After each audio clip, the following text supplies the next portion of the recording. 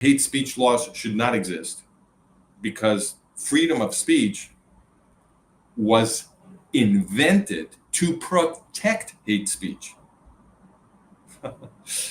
So the very thing, the strategy that the British government is using and that other governments around the world are using, other governments around the West are using, is that you can have your free speech. You have free speech. Speak freely, but you can't be hateful. You can't say hateful things, right?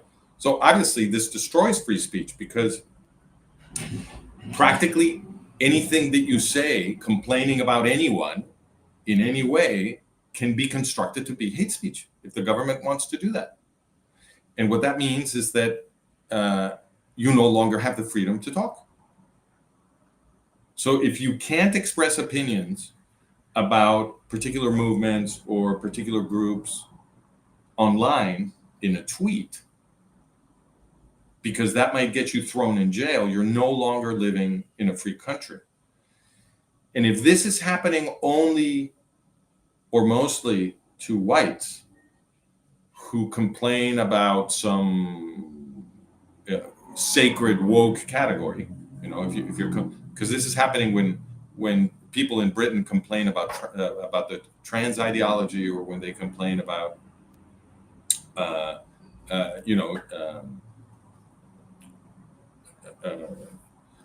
the operations that they do on kids, or any kind of complaint against the activities of very ideological members of the LGBTQ community, or if you're complaining about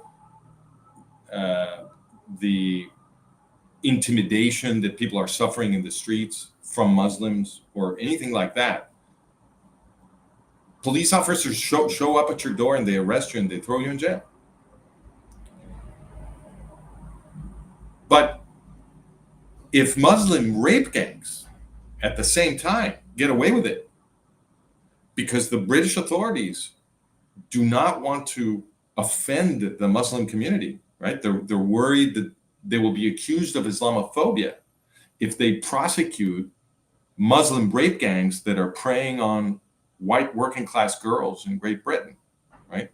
If these two things are happening at the same time, right? You tweet against Muslims, you go to jail, but Muslim rape gangs that violate white girls, those can operate because the British government is afraid of hearing that it is Islamophobic, right? Well, in that case, the boss is the Muslim community. They're the boss. In which case, it makes sense to say that we have a Muslim takeover of Britain.